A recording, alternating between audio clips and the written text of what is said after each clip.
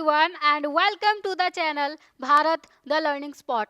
मेरा नाम है गुलजार और इस वीडियो में हम पढ़ने वाले हैं कि हड़प्पन सिविलाइजेशन की डिस्कवरी कैसे हुई, उसके एविडेंसेस, उसके रेमनेंट्स हमें कैसे मिलना शुरू हुए। ठीक है, लेकिन उससे पहले क्या है कि हमें जानना है साइट्स, माउंट्स और लेयर्स के बारे में, क्योंकि उस हेडिंग में एक वर्ड आता है स्ट्रैटिग्राफी, तो उसे समझना पहले इंपॉर्टेंट है ताकि वो हेडिंग अच्छे से समझ में आए। ठीक है, तो हम बात कर रहे हैं कि आर्कियोलॉजिकल साइट्स कैसे बनती हैं। तो जब लोग कहीं पर रहते हैं वो कुछ मटेरियल्स बनाते हैं, कुछ स्ट्रक्चर्स बनाते हैं। मटेरियल जैसे कि पॉटरी, हड़प्पन लोगों की सील हो गई है ना, उनके बीट्स, वेट्स हो गए, स्टोन प्लेट्स, बहुत सारे मटेरियल्स हैं। स्ट्रक्चर्स में जैसे कि जो सिटाडेल उन्होंने बनाया, लोअर टाउन बनाया, मोहनजोदारो में ग्रेट बाथ मिला, उनके खुद के घर हो गए, तो ये सारे स्ट्रक्चर्स हो गए, राइट। तो जब मटेरियल्स को और स्ट्रक्चर्स को पहले ये बनाते हैं, पहले उनका प्रोडक्शन करते हैं, फिर उनका यूज़ करते हैं, देन उनको डिस्कार्ड कर देते हैं। इससे क्या होती है, इससे आर्कियोलॉजिकल साइट्स फॉर्म होती हैं। ठीक है, जब कई हज़ारों साल जो है उसके रेमनेंट्स हमें मिलते हैं तो हमें पता चलता है कि यहाँ पर कुछ लोग रहा करते होंगे। क्या यहाँ पर कोई सिविलाइजेशन थी या यहाँ पर कोई गांव था, क्या था, वो हमें पता चलती है। तो उससे आर्कियोलॉजिकल साइट जो है वो फॉर्म होती है। ठीक है, जब लोग कंटिन्यूटी में रहते हैं सेम प्लेस पर, तो वो क्या करते हैं, लैंडस्केप जो है वहाँ का, यानी कि जो वहाँ का लैंड है उसका यूज़ और रीयूज़ करते रहते हैं, है ना। इसकी वजह से क्या होता है, ऑक्यूपेशनल डाइवर्स क्रिएट होता है। ऑक्यूपेशनल डाइवर्स यानी कि जब लोग रहेंगे किसी जगह पर तो उससे कोई डैब्रिस क्रिएट होगा ना। जैसे कुछ लोग किसी जगह पर लगभग 1000 साल तक रहे, ठीक है, फिर वहां से छोड़कर चले गए, तो उस 1000 साल में क्या हुआ होगा, उन्होंने अपने घर बनाए होंगे, बहुत पीढ़ियां आई होंगी, हर पीढ़ी ने अपने घर बनाए हुए होंगे, एग्रीकल्चर किया होगा, बहुत सारी चीजें की होंगी ना, तो उससे डैब्रिस क्रिएट होगा ना। कूड़ा कचड़ा या जो भी रिमेन्स हैं वो पीछे छूटेंगे उनसे, राइट। तो वो डैब्रिस क्रिएट हो जाता है, जिसे बोला जाता है माउंड यानी कि टीला। तो लोगों के लगातार रहने के बाद क्या होता है, वो ब्रीफ अबंडनमेंट कर देते हैं, यानी कि कुछ टेम्परेरी रीजंस की वजह से थोड़े टाइम के लिए वो उस जगह को छोड़कर चले जाते हैं, या परमानेंट अबंडनमेंट कर देते हैं, यानी कि कभी भी वहां पर वापस लौट कर नहीं जाते। तो जब उसे छोड़कर चले जाएंगे उस जगह को, तो क्या होगा, उस लैंडस्केप में चेंज हो जाएगा। क्यों चेंज होगा, क्योंकि जो विंड और जो वाटर हैं ये दो एक्टिविटीज करते हैं, इरोजन की और डिपोजिशन की। इरोजन मतलब होता है, जैसे अगर विंड इरोजन कर रही है तो ये क्या करती है, जैसे कहीं पर ये सॉइल है, ठीक है, सॉइल के पार्टिकल्स हैं, विंड चल रही है तो अपने साथ में ये सॉइल को उड़ाकर ले जाती है, तो सॉइल का इरोजन हो जाता है। इसी तरीके से वाटर जब यहाँ से बह के जाएगा तो वो भी अपने साथ में मिट्टी को बहाकर ले जाएगा ना, तो ये तो हो गया इरोजन। एक होता है डिपोजिशन, जब यहाँ से पार्टिकल्स उड़कर गए, बहकर गए, तो कहीं ना कहीं पर तो जाकर इकट्ठे होंगे ना, तो एक जगह जहाँ पर ये जाकर इकट्ठे हो जाते हैं, इसे बोला जाता है डिपोजिशन। ठीक है, तो इन दोनों की वजह से ही, इरोजन की वजह से और डिपोजिशन की वजह से लैंडस्केप चेंज होगा। और ऑक्यूपेशंस को कैसे डिटेक्ट किया जाता है, ऑक्यूपेशन का मतलब जहाँ पर लोग रहेंगे, ठीक है, उसको कैसे डिटेक्ट किया जाएगा, एशियन मटेरियल्स जो होते हैं उनके ट्रेसेस से डिटेक्ट किया जाएगा ना। एशियन मटेरियल में जैसे हड़प्पन्स के मिले थे, बीट्स, बोन्स, ये सारी चीज़ें जो मिली थी, वो कैसे मिलेंगे, ये लेयर्स में ही तो मिलेंगे, क्योंकि जो अर्थ है वो लेयर्स में डिवाइडेड है, इस तरीके से, है ना, अलग अलग लेयर्स हैं अर्थ में। ठीक है, तो अलग अलग लेयर्स में जाकर ये ट्रेसेस मिलते हैं, और ये जो लेयर होती हैं ये एक दूसरे से कलर में, टेक्सचर में, और जो इनमें इन लेयर्स में जो आर्टिफैक्ट्स मिलेंगे इनमें ये डिफर करती हैं, अलग अलग होती हैं। ठीक है, जैसे अगर हम समझें तो पहले कुछ लेयर्स बना लेते हैं, उससे समझते हैं। ठीक है, तो जैसे ये एक लेयर हो गई, ये दूसरी लेयर हो गई, ये तीसरी लेयर हो गई, एंड सो ऑन, इसी तरीके से बहुत सारी लेयर्स होती हैं। इस लेयर में कुछ दबा हुआ है, ठीक है, इस लेयर में कुछ दबा हुआ है, इसमें कुछ दबा हुआ है, और यहाँ पर कुछ लोग रह रहे हैं। ठीक है, तो क्या होता है, जो आर्कियोलॉजिस्ट हैं वो एक्सकवेशंस करते हैं, खुदाई करते हैं, ठीक है, धीरे धीरे। तो जब वो इस लेयर में जाते हैं तो इन्हें पता चलता है कि हाँ, यहाँ पर कुछ लोग रहते होंगे, जो कुछ एंशियंट मटेरियल्स हैं वो यहाँ से मिलेंगे, तो पता चलेगा। फिर जब वो और नीचे गए तो एक और लेयर आ गई, वहाँ से कुछ चीज़ मिल गई, और नीचे गए तो वहाँ से कुछ चीज़ मिल गई। इस तरीके से जो लेयर्स है उनमें अलग अलग मटेरियल्स मिलेंगे, अलग अलग टाइम पीरियड के। ये लेयर्स जो हैं वो एक दूसरे से कलर में डिफरेंट होंगी, ये इनका टेक्सचर भी अलग होगा, इससे इनका टाइम पीरियड डिसाइड हो सकता है। तो इसको अब एक फोटो से और समझ के देखते हैं, और क्लियर हो जाएगा। ठीक है, जैसे इस फोटो में अर्थ की अलग अलग लेयर्स दिखाई गई हैं, ये वाली लेयर अलग है, ये लेयर अलग है, ये अलग है, ये अलग है। ठीक है, इसी तरीके से बहुत सारी लेयर्स जो हैं बनी हुई हैं अर्थ की। ठीक है, तो इस वाली लेयर से कुछ मिला, इस वाली लेयर से जब थोड़ा नीचे खुदाई की तो यहाँ से पॉटरी मिली, ठीक है। और जब नीचे गए दूसरी लेयर से कुछ स्टोन आइडल्स मिल गए, यानी कि जो पत्थर की मूर्तियां मिल गई। उसके नीचे एक लेयर है, उसके नीचे कुछ नहीं मिला। फिर और नीचे गए तो वहां पर ऐश मिली, यानी कि राख मिली, ठीक है। और दूसरी लेयर में गए तो और कुछ मिल गया, और दूसरी लेयर में गए तो ये कुछ स्कल मिल गई है ना। इसी तरीके से और नीचे जाते जाएंगे चीजें मिलती जाएंगी। यहाँ पर बोन्स मिली हैं। तो इस तरह से अलग अलग लेयर्स में अलग अलग चीजें मिल जाती हैं, अलग अलग टाइम पीरियड की चीजें मिल जाती हैं। लेयर्स का टाइम पीरियड अगर पता चल जाता है तो आर्कियोलॉजिस्ट ये पता लगा सकते हैं कि जो भी चीजें मिली हैं, जो भी मटेरियल्स मिले हैं, उनका टाइम पीरियड क्या था। तो इससे वो एक अंदाजा लगा सकते हैं कि कितने टाइम पहले यहाँ पर लोग रहते होंगे, ठीक है। तो जब लोग लगातार रहते हैं तो उनके रिमेन्स तो हमें मिल जाते हैं, लेकिन एक टाइम आता है जब वो उसे छोड़कर चले जाते हैं उस जगह को, तो अबंडनमेंट कर देते हैं या फिर डेजर्शन कर देते हैं। डेजर्शन का मतलब भी छोड़ना ही होता है। तो क्या होगा कि वो जो लेयर्स होंगी उनमें कुछ भी नहीं मिलेगा। जैसे कि एक लेयर थी, यहाँ पर कुछ चीज मिल गई, ठीक है। इसके ऊपर एक और लेयर जहाँ पर कुछ चीज मिल गई। बीच में एक ऐसी लेयर आई जहाँ पर हमें कुछ मिला ही नहीं। उसके ऊपर एक लेयर आई जहाँ पर फिर से कुछ मिलने लगा। तो ये वाली जो लेयर है, यहाँ पर कुछ भी चीज नहीं मिली। इससे क्या पता चलता है कि इस जगह को छोड़कर लोग चले गए थे। और फिर जितना भी यहाँ पर गैप होगा इसके बीच में और इसके बीच में, जितने भी टाइम पीरियड का गैप होगा, उससे पता चलेगा कि इस एरिया में कोई रहा ही नहीं, ठीक है। तो जिन लेयर्स में कुछ नहीं मिलता है, जिनसे अबंडनमेंट के साइंस पता चल रहे हैं, उन लेयर्स को क्या बोला जाता है? स्टेराइल लेयर्स बोला जाता है। ये वाला पॉइंट याद रखना है, ठीक है। तो स्टेराइल लेयर्स को कैसे आइडेंटिफाई कर सकते हैं कि इस तरह के जो ट्रेसेस हैं उनकी एब्सेंस रहती है। जो एशियन मटेरियल्स के ट्रेसेस हैं वो जब नहीं मिलते हैं जिन लेयर्स में, उन लेयर्स को बोला जाता है स्टेराइल लेयर्स, ठीक है। जनरली जो लोएस्ट लेयर्स होती हैं, यानी कि जो नीचे वाली लेयर्स होंगी ना, सबसे नीचे वाली, ये ओल्डेस्ट होती हैं। एंड जो हाईएस्ट लेयर होती है वो मोस्ट रिसेंट होती हैं। ये बात तो यार बिल्कुल नॉर्मल सी है कि सबसे पहले नीचे वाली लेयर ही तो बनेगी ना। जब टाइम बीतेगा उसके ऊपर एक और लेयर बनेगी, फिर और टाइम बीता तो उसके ऊपर एक और लेयर बन गई, फिर एक और लेयर बन गई। तो ये वाली मोस्ट रिसेंट होगी ना। जब नीचे जाते जाएंगे तभी तो हमें सबसे पुरानी मिलेगी, सबसे ओल्डेस्ट मिलेगी। जैसे कि इस फोटो में है, यहाँ से जब ऊपर जाएंगे तो ये वाली मोस्ट रिसेंट है, ये वाली उससे थोड़ी पुरानी है, ये वाली उससे पुरानी है, ये वाली उससे पुरानी है ना। तो जो सबसे नीचे वाली लेयर होगी वो मोस्ट एंशियंट होगी। तो इस तरह से ऊपर से नीचे जाते जाते हम मोर रिसेंट से मोर एंशियंट की तरफ जाते हैं, मोर ओल्डेस्ट की तरफ जाते हैं, ठीक है। अब देखो, ये जो लेयर्स हैं, अलग अलग लेयर्स में अलग अलग चीजें मिल रही हैं एंड कुछ स्टेराइल लेयर्स भी मिल रही हैं। तो इन लेयर्स की जो स्टडी की जाएगी उसे बोला जाता है स्ट्रैटिग्राफी। क्योंकि स्ट्रेटा जो होता है, स्ट्रेटा का मतलब होता है लेयर्स और ग्राफी का मतलब होता है स्टडी करना, ठीक है। तो लेयर्स की स्टडी करने को क्या बोला जाएगा? स्ट्रैटिग्राफी। तो इसी स्ट्रैटिग्राफी से पता चलता है जो भी टाइम पीरियड का है वो सारी चीजें। और जो आर्टिफैक्ट्स इन लेयर्स में मिलते हैं उनको एक स्पेसिफिक कल्चरल पीरियड्स में असाइन किया जा सकता है। क्योंकि जब लेयर का टाइम पता चल गया कि एक लेयर जो है वो कितनी पुरानी है, उसमें जो भी चीजें मिल रही हैं उनको एक टाइम पीरियड में रखा जा सकता है ना, फिर किसी कल्चरल पीरियड में रखा जा सकता है। एंड इन लेयर्स की हेल्प से किसी साइट का कल्चरल सीक्वेंस पता चल सकता है कि पहले यहाँ पर कौन सा कल्चर रहा होगा, उसके बाद में कौन सा कल्चर आया होगा, ठीक है। जैसे ये कुछ लेयर्स हो गई अर्थ की, ठीक है। अब इन लेयर्स में क्या हुआ, इस वाली लेयर में मान लो कोई रहा ही नहीं, ठीक है। इस वाली लेयर में कुछ चीजें ऐसी मिली जो बताती हैं बहुत पुरानी है, यहाँ पर कुछ अलग कल्चर होगा। इस वाली लेयर में कुछ ऐसी चीजें मिलती हैं जो दूसरे कल्चर की थी, जिनका अलग टाइम पीरियड होगा।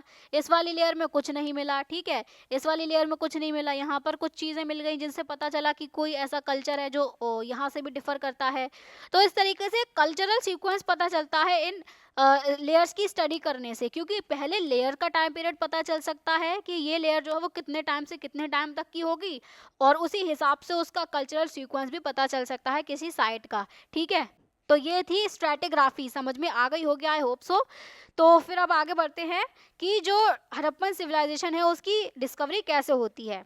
तो अब तक हमने हड़प्पन सिविलाइजेशन के बहुत सारे फैसेट्स देखे, यानी कि बहुत सारे पहलू देखे। वो किस कॉन्टेक्स्ट में देखे? वो इस कॉन्टेक्स्ट में देखे कि जो आर्कियोलॉजिस्ट हैं वो मटेरियल रिमेन्स का यूज करके जो एविडेंस क्रिएट हुए हैं उनको एक साथ में रखकर वो हिस्ट्री क्रिएट कर रहे हैं हड़प्पन सिविलाइजेशन की। लेकिन इस सिविलाइजेशन को डिस्कवर कैसे किया गया, आर्कियोलॉजिस्ट ने इनकी डिस्कवरी कैसे की, तो इसके बारे में एक स्टोरी है।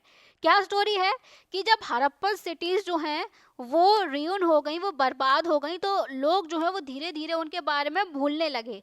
जब मैन और वुमेन उस एरिया में जहाँ पर हड़प्पन सिविलाइजेशन कभी रहा करती होगी, 1 मिलेनिया लेटर, 1 मिलेनिया मतलब 1000 ईयर्स के बाद में जब वो वहाँ पर रहने लगे बहुत सारे लोग, तो उन्हें नहीं पता था कि जो भी स्ट्रेंज आर्टिफैक्ट्स वहाँ से मिल रहे हैं ओकेजनली, जो सरफेस पर आ जाते हैं, उनका उन्हें करना क्या, उनका क्या बनाना है। वो सरफेस पर कैसे आते हैं जो आर्टिफैक्ट्स हैं, वो या तो फ्लड्स उनको वॉश कर दे, जैसे फ्लड अगर आई जी, कोई एरिया है, ठीक है, यहाँ पर कोई चीज़ पॉटरी वगैरह दबी हुई है, फ्लड यहाँ पर आई, फ्लड आई तो क्या होगा, पानी होगा, ये इरोजन करेगा ना, इस मिट्टी को अपने साथ में बहाकर ले गया। अब जो सरफेस है वो इतना नीचे आ गया और ये वाली जो चीज़ थी, जो पॉटरी थी, ये बाहर आ गई, सरफेस पर आ गई। या फिर सॉइल इरोजन हो जाए तो एक्सपोज हो जाता है, वही बात पानी से या हवा से जो है वो सॉइल इरोजन हो गया। या फिर जब प्लोइंग की जा रही है किसी फील्ड की तो वो बाहर आ गए, है ना। या फिर किसी ट्रेजर के लिए, किसी खजाने के लिए खुदाई की जा रही है, तो अलग अलग आर्टिफैक्ट्स वो बाहर आते रहे, लोगों को मिलते रहे। वो तो उन्हें नहीं पता था कि इनका क्या करना है और उन्होंने इतना ध्यान भी नहीं दिया कि होगा कुछ, ठीक है। तो इस तरह से जो हड़प्पन सिविलाइजेशन थी वो पास्ट में कहीं खो गई, इतिहास में कहीं खो गई। उसके जो रेमनेंट्स थे वो लोगों को मिलते रहे, लेकिन फिर भी लोग जो है वो नहीं सोच पाए कि ये सारी चीज़ें क्या हैं, क्यों मिल रही हैं, ठीक है। तो फिर क्या होता है, धीरे धीरे जब मॉडर्न टाइम आता है, लगभग 1900 का टाइम पीरियड, 1900 एडी या सीई, तो क्या होता है, अलग अलग आर्कियोलॉजिस्ट जो हैं वो इसके बारे में जानना शुरू करते हैं, उन्हें अलग अलग चीज़ें मिलने लगती हैं। तब फिर एक्सकावेशंस किए जाते हैं, एक्सकावेशन किए जाते हैं तो धीरे धीरे पता चलता है कि यहाँ तो एक वेल डेवलप्ड सिविलाइजेशन थी, जो हड़प्पन सिविलाइजेशन थी, ठीक है। तो हम ये देखते हैं सबसे पहले कि जो कनिंघम का कंफ्यूजन क्या था। कनिंघम कौन थे, जो अलेक्जेंडर कनिंघम थे वो एएसआई के फर्स्ट डायरेक्टर जनरल थे। एएसआई क्या है, आर्कियोलॉजिकल सर्वे ऑफ इंडिया, यानी कि जितने भी आर्कियोलॉजिकल सर्वे किए जाएंगे, जो एक्सकावेशंस किए जाएंगे, वो इस बॉडी की निगरानी में किए जाएंगे, ठीक है। तो जब कनिंघम ने आर्कियोलॉजिकल एक्सकावेशंस शुरू किए मिड 19th सेंचुरी में, मिड 19th सेंचुरी यानी कि जो 19th सेंचुरी हुई वो 1800 से लेकर 1900 सीई तक हुई, कॉमन एरा तक हुई, राइट। और इसके बीच का जो टाइम पीरियड होगा वो 1850 के आसपास का होगा। तो 1850 के आसपास में जब कनिंघम ने एक्सकावेशंस स्टार्ट किए, तो उस टाइम पर जो आर्कियोलॉजिस्ट हुआ करते थे, जितने भी थे, सिर्फ कनिंघम नहीं और भी जो आर्कियोलॉजिस्ट थे, वो रिटन वर्ड्स का या रिटन रिकॉर्ड्स को प्रेफर करते थे, एक गाइड के तौर पर अपनी इन्वेस्टिगेशंस के लिए उनका यूज करते थे। जो भी रिटन रिकॉर्ड्स हुआ करते थे, रिटन रिकॉर्ड जैसे कि कोई टेक्स्ट हो गई, कोई किताबें वगैरह मिल गई, कुछ इंस्क्रिप्शंस हो गई, इंस्क्रिप्शंस के बारे में हमने पढ़ा ही क्या होती हैं इंस्क्रिप्शंस, ठीक है। तो जब ये सारी चीज़ें उन्हें मिलती थी तो वो इन्हें ही प्रेफर करते थे, जो उनकी इन्वेस्टिगेशन है उसको गाइड करने के लिए, ठीक है। इनफैक्ट जो कनिंघम है उसका मेन इंटरेस्ट क्या था, अर्ली हिस्टोरिक टाइम पीरियड की आर्कियोलॉजी में उसका मेन इंटरेस्ट था। अर्ली हिस्टोरिक में लगभग 6th सेंचुरी बीसीई से 4th सेंचुरी सीई का टाइम पीरियड आ जाता है। तो इस टाइम पीरियड में कनिंघम का मेन इंटरेस्ट था और इसके लेटर पीरियड्स में भी इसका मेन इंटरेस्ट था। तो जो कनिंघम था वो चाइनीज बुद्धिस्ट पिलग्रिम्स के अकाउंट्स का यूज करता था। चाइनीज बुद्धिस्ट पिलग्रिम्स जिन्होंने सब कॉन्टिनेंट को विजिट किया होगा 4th and 7th century CE के बीच में, यानी कि 400 सीई से 700 सीई की जो बात हो रही है, इसके बीच में जो भी चाइनीज पिलग्रिम्स आएंगे वो कुछ अकाउंट्स लिखेंगे, उनके बारे में कुछ भी चीज़ें लिखेंगे, जो उनकी जर्नी होगी उसके बारे में लिखेंगे। तो कनिंघम उनका यूज़ करता है अर्ली सेटलमेंट्स को लोकेट करने के लिए। कनिंघम जब सर्वेस करता था तो उसे इंस्क्रिप्शंस भी मिली, तो उसने उन इंस्क्रिप्शंस को कलेक्ट किया, उन्हें डॉक्यूमेंटेड किया, उन्हें ट्रांसलेट भी किया।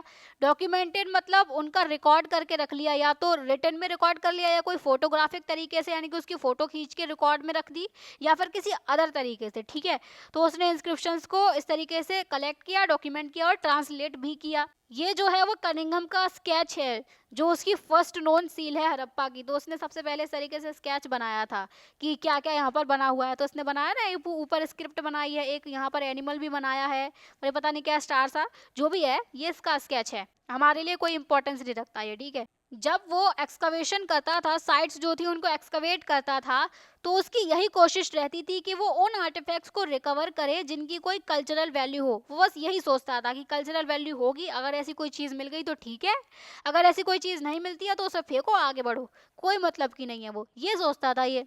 अब हड़प्पा जैसी एक साइट की बात यहाँ पर हो रही है, जो कि चाइनीज पिलग्रिम्स की इटिनररी का पार्ट नहीं थी। इटिनररी मतलब जर्नी का एक प्लान, यानी कि जो 40 पिलग्रिम्स होंगे उनका जो भी रूट हुआ होगा, किस रूट से वो इंडिया आए होंगे, जो जो प्लेस उन्होंने विजिट किए होंगे, उन सारी उस पूरी जर्नी का जो भी प्लान होगा उसे बोला जाता है इटिनररी, ठीक है। तो इस इटिनररी का पार्ट ये हड़प्पा जैसी कोई साइट थी ही नहीं, और उस टाइम पीरियड पर इसको, हड़प्पा को, कोई एक अर्ली हिस्टोरिक सिटी के नाम से भी नहीं जाना जाता था कि कोई एंशियंट सिटी होगी भी ये। अब कनिंगम तो जो है वो चाइनीज पिलग्रिम्स के अकाउंट्स को ही फॉलो कर रहा था, उन्होंने जो जो भी चीज़ मेंशन की हो वो उन्हें मान रहा था, जो भी हिस्ट्री होगी वो वही होगी जो चाइनीज पिलग्रिम्स ने बताई है, तो वो उसके फ्रेमवर्क में फिट ही नहीं होती है हड़प्पा जैसी साइट। क्योंकि ये जो साइट है ये इन चाइनीज पिलग्रिम्स के बहुत सालों पहले की है, तो ये कहाँ से बता देंगे इसके बारे में। लेकिन ये कनिंगम भाई साहब तो यही सोच के बैठे हैं ना कि जो चाइनीज बोलेंगे, जो रिटन रिकॉर्ड्स में मिलेगा वही हमारे काम का है, तो हड़प्पा जैसी सिटी तो कोई अर्ली सिटी हो ही नहीं सकती है, ये सोच रहे हैं, ठीक है। और इन सब की वजह से पता है क्या होता है, जो हड़प्पन आर्टिफैक्ट्स हैं जो 19th सेंचुरी में भी कई बार मिलते थे लोगों को, और इनमें से कुछ आर्टिफैक्ट्स कनिंगम तक पहुंचे भी, लेकिन फिर भी वो उनका इम्पोर्टेंस ही नहीं रियलाइज कर पाया, उसे ये नहीं पता चल पाया कि ये कितने पुराने हैं, कितने ओल्ड हैं। क्योंकि उसकी तो पहले से यही कॉन्सेप्ट था, उसके दिमाग में फिट था कि जो भी रिटन रिकॉर्ड्स मिलेंगे हमें उसके हिसाब से चल रहा है, जो भी चाइनीज पिलग्रिम्स बता देंगे हमें उसके हिसाब से चलना है। और 6th सेंचुरी BCE के पहले कोई हिस्ट्री थी ही नहीं इंडिया की, वो ये मानता था। तो एक हड़प्पन सील थी जो कनिंगम को एक इंग्लिश मैन यानी कि एक अंग्रेज ने दी थी, उसने उस सील को देखा, ठीक है, और उसने कोशिश भी की उसको एक टाइम फ्रेम में रखने की। लेकिन भाई साहब पता है कौन से टाइम पीरियड में रख रहे थे ये रख रहे थे 6th सेंचुरी BCE से लेकर 4th सेंचुरी CE, जो टाइम पीरियड जो ये मानता था कि हिस्ट्री जो है वो इतनी ही है, 6th सेंचुरी BCE से इंडिया की हिस्ट्री शुरू होती है, तो वो इस टाइम पीरियड में रखने की कोशिश कर रहा था। तो अनसक्सेसफुल रहेगा ही, बिल्कुल रहेगा ना, क्योंकि 6th सेंचुरी BCE से कई साल पहले जो है वो हड़प्पन सिविलाइजेशन थी, और जब तुम इस टाइम पीरियड में रखोगे तो फेल तो हो गए ही। लेकिन वो इसी टाइम पीरियड में क्यों रख रहा है, क्योंकि वो भी और कई सारे आर्कियोलॉजिस्ट की तरह वो ये सोचता था कि इंडियन हिस्ट्री जो है वो गंगा वैली में जो फर्स्ट सिटीज थी, जो सबसे पुरानी सिटीज थी, वहां से शुरू होती है। गंगा वैलीज में सिटी डेवलप होती है 6th सेंचुरी BCE से ही शुरू होती हैं। तो वो यही सोचता था कि इंडिया की हिस्ट्री यहीं से ही शुरू होती है। पहले से ही एक कॉन्सेप्ट बना लिया, एक स्पेसिफिक फोकस रखा कि इंडिया की हिस्ट्री 6th सेंचुरी BCE से ही शुरू होगी। तो इस सब की वजह से क्या होता है, हड़प्पा के इम्पोर्टेंस को खो दिया इन भाई साहब ने, सिर्फ किस लिए, क्योंकि उन्होंने एक कॉन्सेप्ट अपने दिमाग में बैठाल के रखा है कि इंडिया की हिस्ट्री 6th सेंचुरी BCE से ही शुरू होगी, इंडिया पुराना हो ही नहीं सकता। लेकिन इन भाई साहब को कोई जाकर बताता उस टाइम पर कि इंडिया की सिविलाइजेशन कितनी पुरानी है। जब ये अंग्रेज जो है वो जंगलों में घूमते थे, उस टाइम पर इंडिया की जो इकोनॉमी थी वो इतनी डेवलप थी, इतनी डेवलप सिविलाइजेशन थी इंडिया में, जो दूर दूर तक ट्रेड करती थी, सारी चीजें प्लान्ड थी। और ये सोच रहे हैं कि इंडिया की हिस्ट्री 6th सेंचुरी BCE से शुरू होती है, ये इंडिया के बारे में बता रहे हैं भाई साहब। खैर जो भी है, आगे जाकर तो डिस्कवरी हो जाती है, लेकिन लेट हो जाता है, ये है। तो फिर अब आते हैं अ न्यू ओल्ड सिविलाइजेशन, यानी कि ये जो कनिंगम सर थे ये सोच रहे थे कि 6th सेंचुरी BCE से इंडिया की हिस्ट्री शुरू होती है। जो 6th सेंचुरी BCE है वहाँ पर गंगा वैली के किनारे सिटीज डेवलप होती हैं सबसे पहले, तो वो सिविलाइजेशन थी सबसे ओल्ड। लेकिन जब हड़प्पन सिविलाइजेशन के बारे में पता चलता है तो इससे पता चलता है कि ये तो एक और इससे भी पुरानी सिविलाइजेशन है, जो गंगा नदी के किनारे जो भी सिटीज थी इससे भी पुरानी सिविलाइजेशन है, इंडस रिवर के किनारे कुछ सिटीज हैं, तो उसकी डिस्कवरी हो जाती है। तो फिर कनिंगम के बाद में, कनिंगम जो एक्सकवेशन कर रहे थे वो मिड 19th सेंचुरी में, यानी कि लगभग 1850 के आसपास में, ठीक है। तो उसके बाद में क्या होता है, लगभग 60-70 साल बाद जो सील्स हैं वो डिस्कवर की जाती हैं हड़प्पा में। कौन डिस्कवर करता है, दयाराम साहनी जैसे आर्कियोलॉजिस्ट 20th सेंचुरी के अर्ली डिकेड्स में। 20th सेंचुरी यानी कि 1900 से 2000 CE, ठीक है।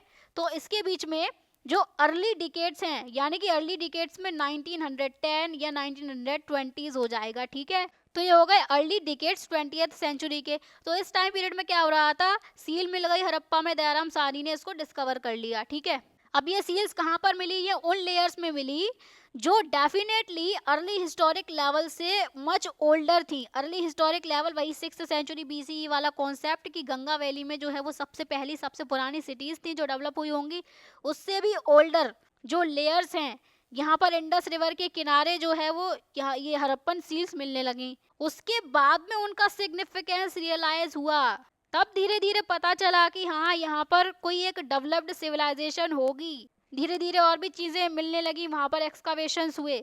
और इसी तरह से एक और आर्कियोलॉजिस्ट हैं राखल दास बनर्जी, जिन्होंने सिमिलर सील्स, उसी तरह की सील जो हड़प्पा में मिली थी, उन्हें मोहनजोदारो में भी फाउंड किया। इससे उन्होंने ये अंदाजा लगाया, ये कंजेक्टर किया, कंजेक्टर मतलब अंदाजा लगाना, कि ये जो साइट्स हैं, जब सेम सील्स मोहनजोदारो से भी मिल रही हैं वही हड़प्पा से भी मिल रही हैं, तो उन्होंने ये अंदाजा लगाया कि ये जो भी साइट्स हैं ये सब सिंगल आर्कियोलॉजिकल कल्चर से बिलोंग करती है, उसी का एक पार्ट है। आर्कियोलॉजिकल कल्चर यानी कि एक ही टाइम पीरियड होगा ये, और ये सारी साइट्स आपस में कनेक्टेड थी, ये एक पूरी सिविलाइजेशन थी, तो उसकी अलग अलग साइट्स मिल रही हैं। ठीक है, अब इन फाइंड्स के बेसिस पर क्या होता है, 1924 में जॉन मार्शल जो थे, ये कौन थे, ये एएसआई के डायरेक्टर जनरल ही थे जो बाद में आते हैं 1924 में। इन्होंने एक न्यू सिविलाइजेशन की डिस्कवरी को अनाउंस कर दिया इंडस वैली में पूरे वर्ल्ड को।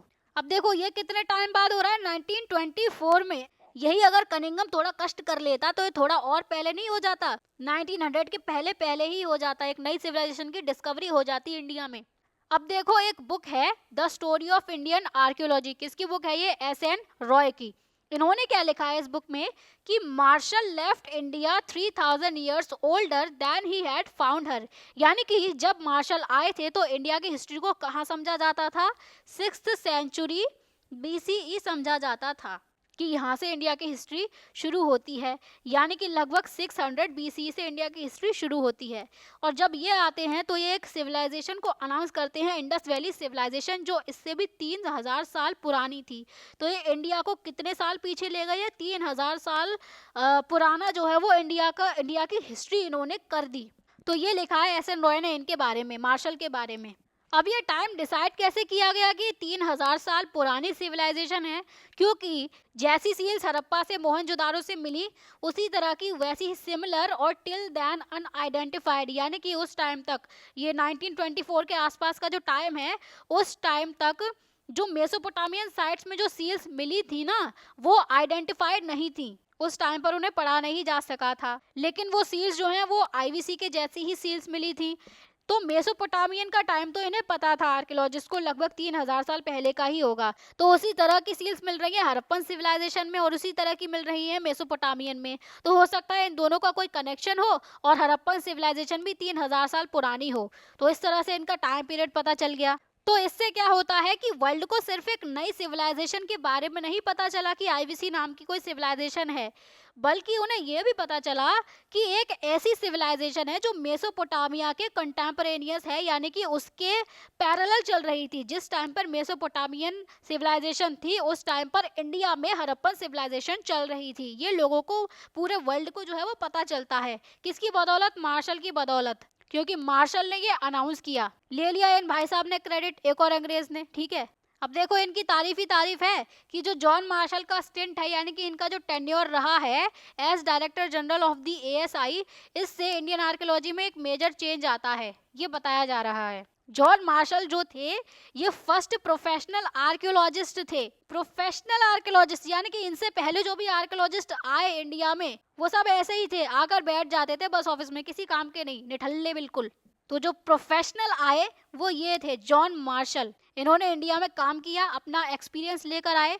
कहाँ का एक्सपीरियंस, इन्होंने ग्रीस में काम किया था, और ग्रीस का ही एक आइलैंड है क्रीट नाम का, वहाँ पर इन्होंने काम किया था। तो उस एक्सपीरियंस को जब ये इंडिया लेकर आते हैं तो वहाँ पर एक मेजर चेंज होता है इंडिया की आर्कियोलॉजी में। एक बार ग्रीस और क्रीट को थोड़ा मैप में देख लेते हैं, क्योंकि लोकेशंस को मैप में देखना ना बहुत ज़रूरी है, चाहे वो कोई सी भी लोकेशन हो, चाहे वो ज़रूरी हो या ना हो, लेकिन मैप में देखना ज़रूरी है। ओके, तो ये यूरोप है, यूरोप कॉन्टिनेंट है ना, यहाँ पर ये जो कंट्री है ये है ग्रीस। जब इसको जूम करके देखेंगे तो ये जो कंट्री है थोड़ा सा क्रीम कलर में, वाइट से कलर में, ये कंट्री है ग्रीस, और इसी का ये आइलैंड है क्रीट। तो यहाँ पर काम किया था जॉन मार्शल ने, ठीक है। मोर इम्पोर्टेंटली जो कनिंघम थे उनकी तरह ही जॉन मार्शल भी स्पेक्टेकुलर फाइंड्स में इंटरेस्टेड थे। स्पेक्टेकुलर फाइंड्स यानी कि कुछ ऐसी चीज मिल जाए जिसको दुनिया को दिखाकर ये नाम कमा लें अपना, यानी कि कोई खजाना वगैरह मिल जाए, कोई अच्छी अच्छी चीजें मिल जाएं, तो उसमें इंटरेस्टेड थे जॉन मार्शल। लेकिन इसके साथ ही साथ ये इक्वली इंटरेस्टेड थे लोगों की एवरीडे लाइफ के पैटर्न को जानने के लिए कि लोग जो है वो डे टू डे लाइफ कैसे जीते होंगे पुराने टाइम पीरियड में। तो ये एक अच्छी बात थी इनमें, ठीक है। अब देखो यहाँ पर आती है वो स्ट्रेटेग्राफी जो हमने अभी समझी थी स्टार्टिंग में। तो यहाँ पर दिखाई गई है मार्शल की कमी। क्या कमी है कि मार्शल जो है वो रेगुलर हॉरिजॉन्टल यूनिट्स में एक्सकवेट करना चाहते थे।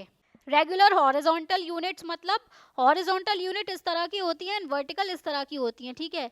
तो हॉरिजॉन्टल में इन्होंने अपने हिसाब से मान लिया कि एक जो यूनिट है इसको मेजर कर लो, ये एक लेयर जो होगी, ये जो यूनिट होगी वो एक टाइम पीरियड की है, ये इन्होंने अपने हिसाब से मान रखा है। इन्होंने उस जगह की स्ट्रैटिग्राफी को नहीं पढ़ा है। स्ट्रैटिग्राफी यानी कि जो लेयर्स है ना वो इस तरह से यूनिफॉर्म नहीं होती हैं। जो यहाँ पर ये जो रेगुलर हॉरिजॉन्टल यूनिट्स हैं ये यूनिफॉर्मली इन्होंने मेजर किए हैं, यानी कि पूरी सेम होंगी, इस तरीके की बराबर लेयर होंगी। लेकिन लेयर्स एग्जैक्टली ऐसी नहीं होती हैं। लेयर्स होती हैं इस तरह से ऊंची नीची, कहीं पर ऊंची कहीं पर नीची, इस तरह से लेयर डिवाइडेड होती हैं। जैसे इस फोटो में भी दिखाया जा रहा है, ऊंची नीची लेयर्स दिख रही होंगी ना, इस तरह से ये लेयर इस तरीके की है, इस तरह से, है ना। ये यूनिफॉर्म नहीं है, यानी कि ये लेयर्स इस तरीके से डिवाइडेड नहीं हैं। कहीं दिख रही हैं ऐसी लेयर, सारी ऊंची नीची ही मिलेंगी। तो जो मार्शल जो एक्सकवेशन कर रहे थे वो इस टाइप से कर रहे थे। अब जैसे इसको एक लेयर माना, ठीक है, इसमें पहली लेयर का पार्ट भी आ गया और दूसरी लेयर का पार्ट भी आ गया, दिख रहा होगा, है ना। लेकिन मार्शल क्या समझ रहे हैं कि ये जो लेयर उन्होंने ली है ये एक ही टाइम पीरियड की है। लेकिन इन रियलिटी क्या ये एक ही टाइम पीरियड की है? यहाँ पर तो दो लेयर्स आ रही हैं यार, और अगर अलग अलग चीजें मिलेंगी ये उसको एक ही टाइम में रख देंगे, उसे एक ही कल्चर में रख देंगे। लेकिन क्या ऐसा है? नहीं है। यहाँ पर तो अलग अलग कल्चर्स आ जाएंगे। तो ये एक इनकी बहुत बड़ी मिस्टेक हो जाती है।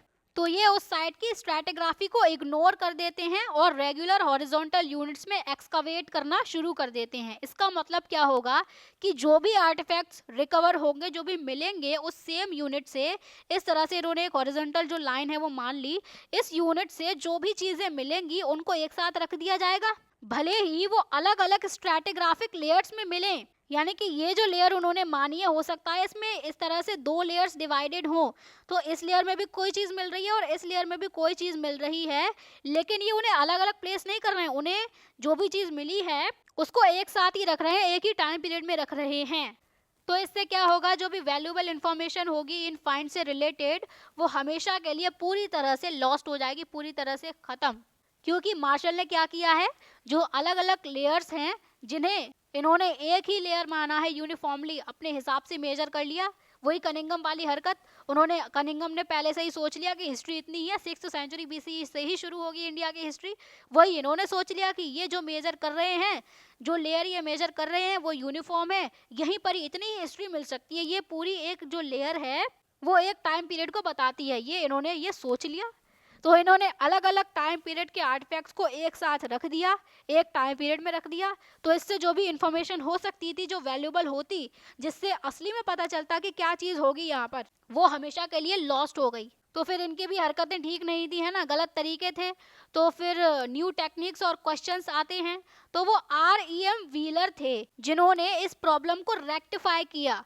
रेक्टिफाई यानी कि इस प्रॉब्लम को सॉल्व किया। REM व्हीलर जो थे ये भी डायरेक्टर जनरल ही थे ASI के, 1944 में बने थे, लेकिन ये यानी कि मार्शल के 20 साल बाद। तो व्हीलर ने ये रिकॉग्नाइज किया कि किसी माउंट की, यानी कि कोई जो टीला होगा उसकी स्ट्रैटिग्राफी को फॉलो करना नेसेसरी है, वो जरूरी है, rather than dig mechanically along uniform horizontal lines. यानी कि कोई एक यूनिफॉर्म हॉरिजॉन्टल लाइन मत लो तुम कि इसी के अलोंग में तुम खोदते जा रहे हो, इस तरह से खुदाई होती जा रही है, ऐसा नहीं करना है। उस जगह की, उस माउंट की, उस साइट की स्ट्रैटिग्राफी को फॉलो करना है, उसको ध्यान में रखकर चलना है। यानी कि जो अलग अलग लेयर्स होंगी, जैसे इस तरह से कोई लेयर होगी, है ना, इस तरह से ये एक लेयर हो गई, यहाँ से ये दूसरी लेयर हो गई, ये वाली एक लेयर, ये वाली दूसरी लेयर। तो इस स्ट्रैटिग्राफी को फॉलो करना है, ना कि इसमें इस तरह से यूनिफॉर्म कोई लेयर समझ ली और इसको खोदते चलेगा, ये नहीं करना है। पहले वहाँ की स्ट्रैटिग्राफी को जानो, लेयर्स किस तरह से डिवाइडेड हैं, वो इस तरह से डिवाइडेड हैं या सीधी सीधी लेयर्स हैं या क्या पैटर्न है लेयर्स का, पहले वो जानो। उसके बाद में जो है वो डिगिंग शुरू करो, उसके बाद में एक्सकवेशन शुरू करो। तो यहाँ पर जो है वो दिमाग का काम किया इन्होंने। इससे क्या होगा कि एक टाइम पीरियड की लेयर होगी, उसमें जो भी चीजें मिलेंगी उसे उस टाइम पीरियड में ही डाला जाएगा, यहाँ से टाइम जो है उसकी गड़बड़ नहीं होगी, है ना। और आर.ई.एम. व्हीलर जो थे वो एक एक्स आर्मी ब्रिगेडियर रह चुके हैं, तो इसी वजह से वो अपने साथ में मिलिट्री प्रिसीजन को लेकर आते हैं आर्कियोलॉजी की प्रैक्टिस में। तभी तो ये इस प्रॉब्लम को सोल्यूशन कर पाया ना कि स्ट्रैटिग्राफी को देखो भाई, पहले पहले लेयर्स की स्टडी करो, उसके बाद में उसकी खुदाई करो। अब आगे देखें तो हड़प्पन सिविलाइजेशन के जो भी फ्रंटियर्स थे, फ्रंटियर्स यानी कि जो बाउंड्रीज होती हैं, तो हड़प्पन सिविलाइजेशन की बाउंड्रीज प्रेजेंट डे की नेशनल बाउंड्रीज से थोड़ा बहुत या कोई कनेक्शन नहीं रखती हैं। कैसे? जब इंडिया डिवाइडेड नहीं था, भारत पाकिस्तान का जो डिवीजन है वो नहीं हुआ था, तो ये पूरा इंडिया था ना यहाँ तक, ठीक है। जो भी साइट्स मिल रही थी, जैसे मोहनजोदारो या पहली साइट जो मिली हड़प्पा मिली, वो इंडिया के अंदर ही मिल रही है, ये मान लो। लेकिन जब पार्टीशन हो जाता है तो ये पाकिस्तान एक अलग कंट्री बन जाती है और इंडिया अलग कंट्री, ठीक है। तो ये जो है वो आज की नेशनल बाउंड्री है ना इंडिया और पाकिस्तान के बीच में। लेकिन जब इसकी डिस्कवरी हुई थी इंडस वैली सिविलाइजेशन की, तब ये बाउंड्री नहीं थी, तो उससे इसका कोई रिलेशन नहीं है। नेशनल बाउंड्री से हड़प्पन सिविलाइजेशन की बाउंड्री का कोई रिलेशन नहीं था, ठीक है, क्लियर। फिर क्या होता है, पार्टीशन हो जाता है सब कॉन्टिनेंट का, पाकिस्तान का क्रिएशन हो जाता है और जो मेजर नॉन साइट्स थी वो पाकिस्तान का पार्ट हो जाती हैं, जैसे कि मोहनजोदारो, हड़प्पा, ये सारी जो है वो पाकिस्तान में चली जाती हैं। फिर इससे क्या होता है कि इंडियन आर्कियोलॉजिस्ट जो है वो नई नई साइट्स को लोकेट करने की कोशिश करते हैं इंडिया में, अलग अलग एक्सप्लोरेशंस चलते हैं इंडिया के अंदर ही, क्योंकि जो मेजर साइट्स थी वो तो चली गई पाकिस्तान में, वो पाकिस्तान वाले जाने, लेकिन इंडिया में तो डिस्कवरी चलती रही। तो कच्छ जो है वहां पर एक एक्सटेंसिव सर्वे किया गया, कच्छ जो गुजरात वाला रीजन है, ये वाला जो रीजन है यहाँ पर जो है वो सर्वे किया गया। इससे बहुत सारे हड़प्पन सेटलमेंट्स निकल कर आते हैं। पंजाब में, हरियाणा में भी एक्सप्लोरेशंस किए गए, इनसे भी बहुत सारी हड़प्पन साइट्स जो हैं वो लिस्ट में ऐड हो जाती हैं। जैसे यहाँ गुजरात में यहाँ नागेश्वर, धौलावीरा, रंगपुर, लोथल है ना, इधर कालीबंगा, बनावली, ये वहाँ पर हरियाणा में है, राखीगढ़ी, यहाँ जम्मू कश्मीर में मांडा, मिताथल, बहुत सारी साइट्स जो हैं वो अलग अलग इंडिया में भी मिलने लगती हैं और हड़प्पन सिविलाइजेशन की साइट्स की लिस्ट जो है वो बढ़ती जाती है। तो Kalibanga, Lothal, Rakhigarhi and most recently Dholavira जो हैं उन्हें डिस्कवर किया गया है, एक्सप्लोर किया गया एंड एक्सकावेट किया गया है। इन एफर्ट्स के चलते इंडियन आर्कियोलॉजिस्ट जो भी एफर्ट कर रहे हैं इंडिया के अंदर, ये सारी जो साइट्स हैं इनको तो डिस्कवर किया गया इंडिया में, उसके साथ साथ अभी फ्रेश एक्सप्लोरेशंस भी चल रहे हैं। तो ओवर द डिकेड्स नए नए इश्यूज ऐसे आए जिन्होंने इम्पोर्टेंस गेन की, जहां पर कुछ आर्कियोलॉजिस्ट जो हैं वो एक कल्चरल सीक्वेंस को जानना चाहते हैं, उसके लिए एक्साइटेड हैं ये लोग जानने के लिए, उसमें इंटरेस्टेड हैं।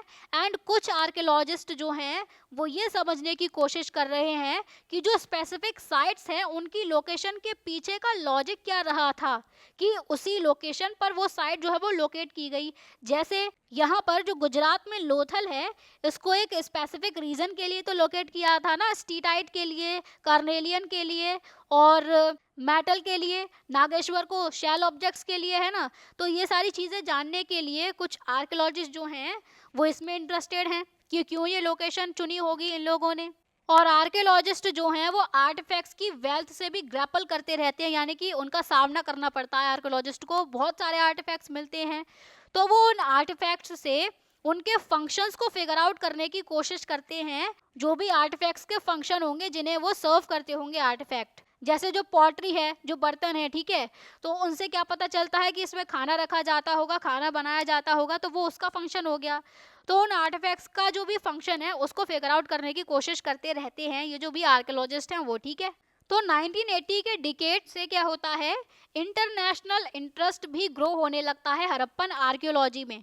स्पेशलिस्ट आते हैं सब कॉन्टिनेंट से, सब कॉन्टिनेंट यानी कि पाकिस्तान और इंडिया वाला जो रीजन है, ठीक है, यहाँ के स्पेशलिस्ट और अब्रॉड से यानी कि विदेशों से भी कुछ स्पेशलिस्ट आते थे। ये दोनों जॉइंटली वर्क करने लगे, हड़प्पा में भी और मोहनजोदारो में भी। और ये जो स्पेशलिस्ट थे ये मॉडर्न साइंटिफिक टेक्निक्स का यूज करते हैं। मॉडर्न साइंटिफिक टेक्निक्स में क्या क्या आ जाता है? सरफेस एक्सप्लोरेशन करना, यानी कि कोई भी जगह है उसका सरफेस का एक्सप्लोरेशन करना, वहाँ पर पता लगाना कि क्या कुछ चीज़ें वहाँ पर अवेलेबल हैं या नहीं, जो ट्रेसेस हैं या नहीं। किन के ट्रेसेस? क्ले के, मिट्टी के, स्टोन के, मेटल के, इन सभी के जो भी ऑब्जेक्ट्स होंगे इनके ट्रेसेस को ढूंढने की कोशिश कर रहे हैं, ठीक है। और जो भी प्लांट होंगे, जो एनिमल के रिमेन्स होंगे उनको भी ढूंढने की कोशिश कर रहे हैं। इसी के साथ ही साथ ये एवरी स्क्रैप को, स्क्रैप यानी कि हर एक टुकड़ा, जो भी अवेलेबल एविडेंस है उसके हर एक टुकड़े को माइन्यूटली एनालाइज करने की भी कोशिश करते हैं। ये सारी चीज़ें मॉडर्न साइंटिफिक टेक्निक में आ जाती हैं, ठीक है। अब इन एक्सप्लोरेशन से क्या होता है, फ्यूचर में एक इंटरेस्टिंग रिजल्ट मिलने की उम्मीद रहती है कि हो सकता है कोई नई साइट डिस्कवर हो जाए, कोई नई बात पता चल जाए, सिविलाइजेशन के बारे में कोई इंटरेस्टिंग चीज पता चल जाए। अभी तक इसकी स्क्रिप्ट नहीं समझी जा सकी है, हो सकता है कि उसे समझ लें। अगर उसे समझ लिया तो इस सिविलाइजेशन के जो भी मिस्ट्री होगी उसे समझा जा सकता है ना। तो बहुत सारी चीजें हैं। तो ये बात हो गई हड़प्पन सिविलाइजेशन की डिस्कवरी के बारे में कि किस तरह से अलग अलग आर्कियोलॉजिस्ट आए।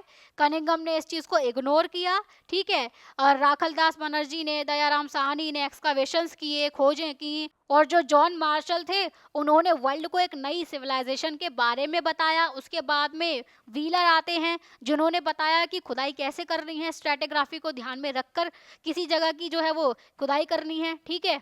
तो ये सारी चीजें हमने देख ली। तो अब अगली वीडियो में हम पढ़ेंगे problems of piecing together the past, यानी कि जो भी पास्ट है, जो हिस्ट्री है ना, उसके एक एक पॉइंट को एक साथ रखने में कितनी प्रॉब्लम्स आती हैं, क्या क्या प्रॉब्लम्स आती हैं, हमें उसके बारे में पढ़ना है। तो आई होप सो कि समझ में आया होगा। अगर कोई डाउट होता है तो कमेंट सेक्शन में ज़रूर मेंशन करें।